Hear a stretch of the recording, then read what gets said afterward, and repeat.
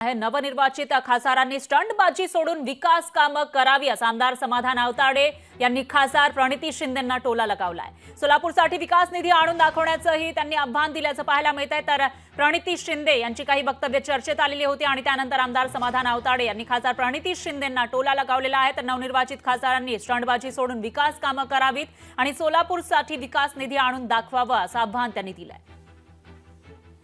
मला त्याला या आपल्या सगळ्यांच्या समोर एक विनंती करायची की या मतदार पंढरपूर मंगळवाडा मतदारसंघामध्ये मी हजारो कोटीचा निधी दिला। या निधी एवढा त्यांना विनंती आहे की आपल्या मार्फत विनंती करतो की त्यांनी आज त्यांच्या मतदारसंघ माझा मतदारसंघ एवढा जेवढा निधी आणलाय तेवढा अख्ख्या त्याच्या लोकसभेच्या मतदारसंघात निधी आणावा त्याची नक्कीच पाठवतो। नुसती स्टंटबाजी करायचं झालं, आता निवडणूक संपली, कामाला लागलं पाहिजे। स्टंटबाजी करायची गरज नाही। लोकशाही मराठी ऐका, पहा, जागरूक रहा।